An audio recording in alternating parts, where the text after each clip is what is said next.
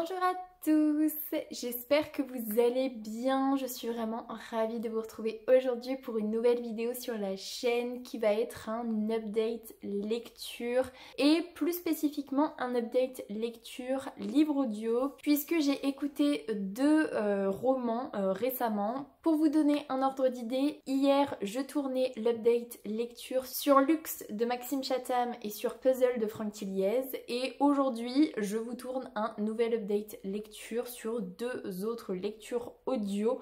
Je n'arrête pas en ce moment entre les travaux et le boulot qui se calme un petit peu avec la période chaude. J'ai le temps de beaucoup écouter, donc voilà, je tourne ça un petit peu en avance. Je pense que vous aurez cette vidéo fin juillet et cette introduction est beaucoup trop longue, donc on commence tout de suite. Premier livre dont j'aimerais bien vous parler, je venais de terminer Puzzle de Franck Tilliez et j'avais vu dans les sorties du mois de mai je crois ou du mois de juin, je ne sais plus, le dernier Franck Tilliez justement avec Northerville et je l'ai récupéré et je l'ai lu en fait juste après Puzzle. À la base je voulais déjà lire Northerville et finalement en fait j'ai lu Puzzle avant, je ne sais pas trop pourquoi. Donc je suis partie là-dessus. Nouveau thriller du coup où on va suivre Léonie qui est flic à Montréal je crois et qui va être appelée à retourner à Northerville. C'est là qu'elle habitait quand elle était petite. L'histoire commence, elle va vivre un drame là-bas et à ses 15-16 ans je crois, elle va partir avec ses parents à Montréal et elle va faire ses études là-bas, elle va devenir flic là-bas et elle va toujours avoir cette tragédie qui va la hanter et c'est entre autres pour ça qu'elle est devenue flic, pour essayer de changer un petit peu les choses. Il faut savoir aussi qu'à Northerville, on a les Inuits, donc les réserves Inuits, donc pas Inuit, hein, Inuits, et on a le reste de la population, donc les Blancs, et ça a toujours été un petit peu compliqué entre les deux populations de s'entendre, bref. Et donc le chef de Léonie va l'appeler, va lui demander d'aller à Northerville puisque elle vient de là-bas, donc pour lui c'est évident que c'est à elle de mener l'enquête puisque les autochtones vont potentiellement plus lui parler à elle qu'à quelqu'un d'autre puisqu'elle a le sang, ils appellent ça comment? Elle est pomme, c'est-à-dire qu'elle est rouge à l'extérieur mais elle est blanche à l'intérieur puisque son père c'est un blanc et sa mère c'est une Innu, bref. Donc il va y avoir un meurtre vraiment très violent qui va se passer à Northerville. On va retrouver Morgane dans la neige qui est... on voit qu'elle a vraiment vécu un traumatisme, son cadavre est vraiment très mal en point. Elle a une énorme entaille comme si il y avait des griffures d'animaux qui lui avaient ouvert le ventre et son foie a disparu. Sauf que ce n'est pas un animal, on sait d'ores et déjà que ce n'est pas un animal, que c'est un meurtre et... voilà, elle est envoyée là-bas pour enquêter. Sauf que Morgane, c'est la fille de Teddy qui vit en France, qui est, alors pas vraiment détective privé, il a une agence qui ressemble un petit peu à une agence de détective privé, mais il est plutôt profiler, on va dire. Alors je sais pas le terme en français qui correspond à profiler, mais bon bref, il est profiler, donc... pour lui, c'est inconcevable de ne pas se rendre sur place pour voir la dépouille de sa fille.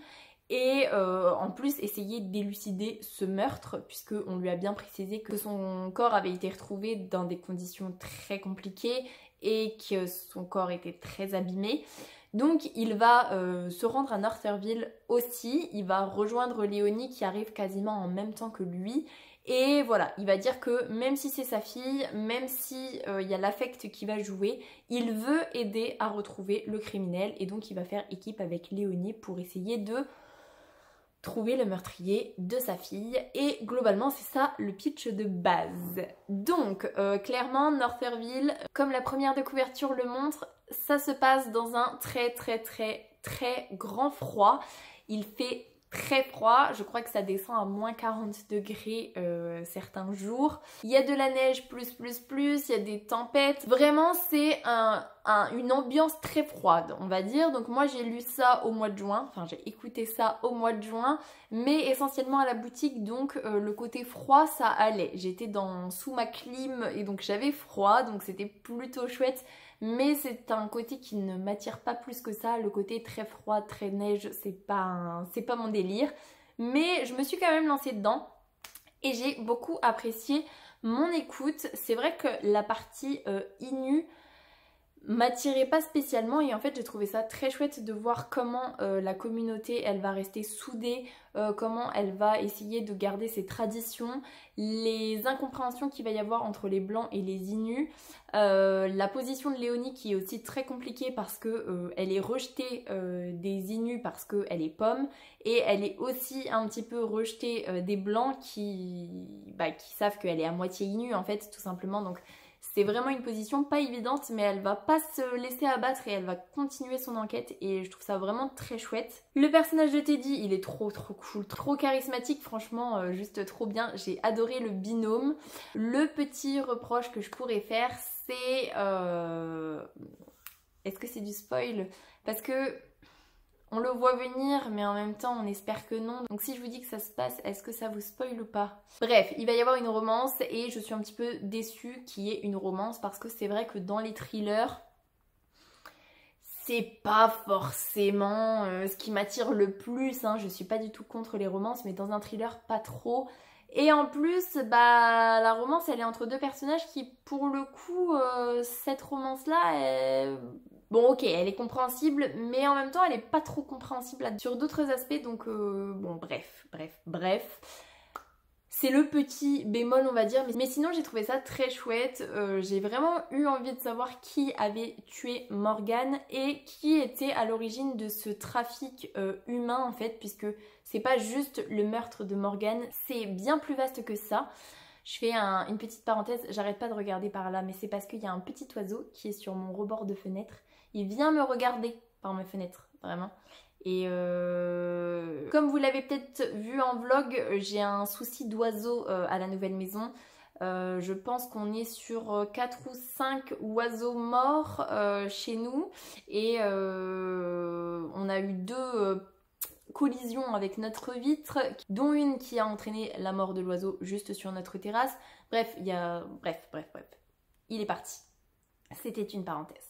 Donc j'étais en train de vous dire que franchement très bien, très chouette, et Franck Tilliez à la fin il fait une note de l'auteur en disant que Northurville c'est une ville qui n'existe pas, que c'est très romancé, que le meurtre qu'il y a eu n'existe pas, mais qu'il y a vraiment ce souci de les Inus, les personnes qui vivent dans ces réserves. C'est quelque chose qui existe, ce commerce humain-là existe dans la réalité. Il voulait quand même mettre en lumière ce qui se passe réellement dans ces réserves-là, les histoires sordides qu'on peut y voir, mais il voulait quand même placer son récit dans un univers fictif aussi pour éviter justement de trop pointer du doigt et que certaines personnes aient envie d'aller sur les lieux pour faire je ne sais quoi, mais il avait envie, voilà, de montrer une réalité tout en gardant un côté très fictif, et je trouve ça très chouette aussi parce que c'est quelque chose dont on n'entend pas forcément parler et c'est quand même assez terrible, et ça fait un petit peu froid dans le dos quand même parce que c'est très glauque, et bon bref, très bonne écoute pour moi. Je vous conseille ce roman, ce thriller, parce que il est chouette. C'est clairement pas mon préféré de Franck Tilliez, mais il se lit, ou en tout cas il s'écoute très bien. Et si vous avez envie de quelque chose de très frais, de très froid, et ben clairement c'est nickel. Si vous avez envie de vous rafraîchir cet été, c'est l'idéal. Et si vous avez envie de vous mettre dans l'ambiance très hivernale, vous pouvez le lire cet hiver aussi, il convient parfaitement. Après avoir fini Northurville, j'avais envie d'arrêter un petit peu les thrillers et de me lancer dans une saga dont je vous avais parlé dans les sorties. Alors je ne sais plus de quel mois, je crois que je vous ai parlé du tome 1 et du tome 2, donc ça doit faire quelques mois quand même que je vous en parle. Et finalement j'avais plus envie de les lire en papier, même si c'est de la science-fiction, mais j'avais envie d'écouter, de changer un petit peu d'univers, parce que c'est vrai qu'en en audio, j'écoute quasiment que des thrillers. Et là j'avais envie de partir sur de la science-fiction, donc j'ai décidé de commencer la saga de l'Arche spatiale de Peter Hamilton. Et c'est le tome 1, Une brèche dans le ciel. Du coup, je peux vous dire que ce livre audio-là, il s'écoute très rapidement puisque je crois qu'il ne faisait que 8 heures et je l'ai commencé en début de semaine, donc dernière semaine de juin, et je l'ai fini en 3 ou 4 jours, je crois. Donc franchement, ça s'écoute très vite, c'est très agréable. Au niveau du pitch, on va suivre Hazel, qui est une jeune fille qui va bientôt avoir 18 ans dans quelques mois.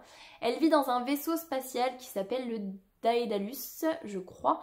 Et ce vaisseau, ça fait 900 ans qu'il est dans l'espace et qu'il veut rejoindre un monde qui est capable d'être colonisé par l'espèce humaine en fait. Ils ont fait un voyage de 400 ans sur une planète qui était censée les accueillir et en fait ils se sont rendus compte que cette planète était déjà habitée par des créatures qui étaient presque intelligentes et du coup ils voulaient leur laisser leur monde, les laisser se développer suffisamment pour pouvoir prendre pleinement possession de ce monde et donc ils ont décidé de continuer leur voyage de 500 ans vers la nouvelle planète. Donc là ça fait déjà 500 ans, on n'est pas loin du nouveau monde mais ils sont encore en fait dans le Daedalus à vivre leur vie, à cultiver la terre.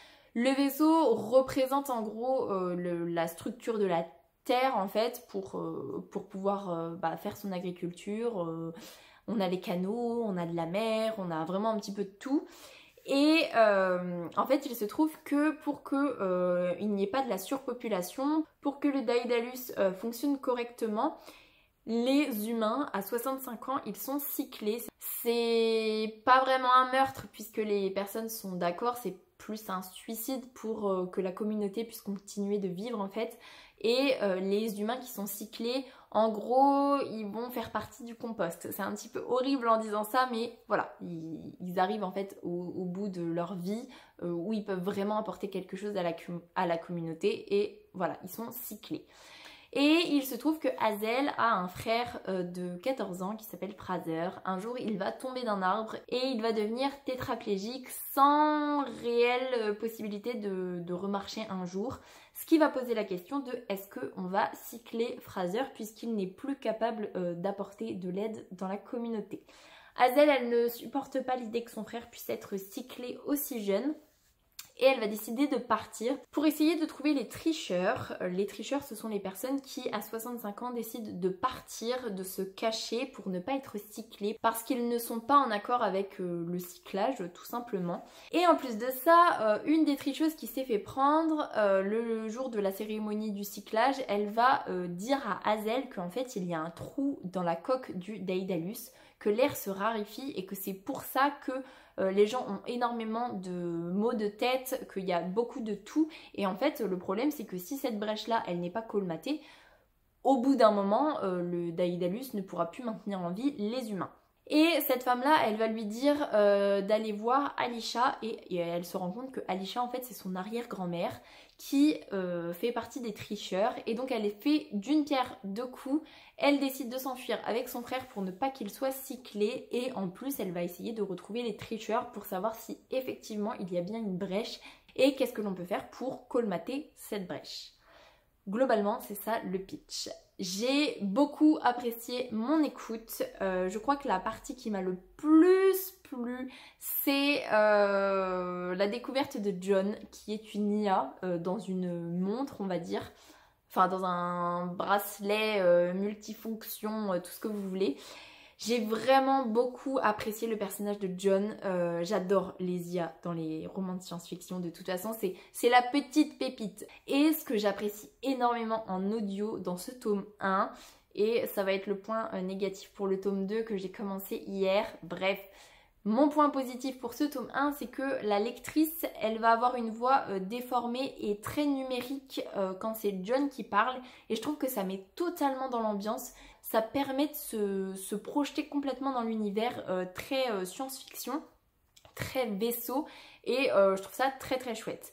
J'ai adoré le périple de Hazel et des quelques personnes qui vont partir avec elle pour essayer justement d'aller à l'avant du vaisseau pour essayer de faire fonctionner les machines qui ne fonctionnent plus depuis la mutinerie, puisque à une époque il y a eu une mutinerie. Elle veut, avec l'aide de John, qui lui est capable de remettre en fonctionnement tout ce qui se trouve à l'avant du vaisseau, de remettre en marche les bottes de réparation pour qu'ils aillent colmater la brèche et que le Daedalus puisse terminer son voyage sereinement. Ça, j'ai vraiment beaucoup apprécié.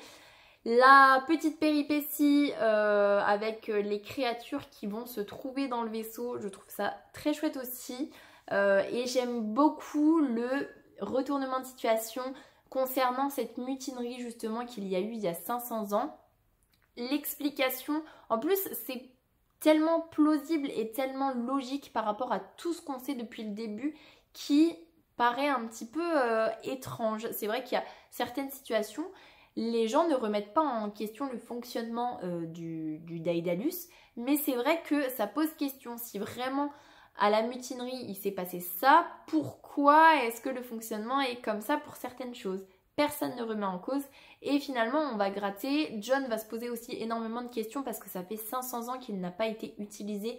Il ne sait pas du tout ce qui s'est passé. La mutinerie, il n'en a aucun souvenir.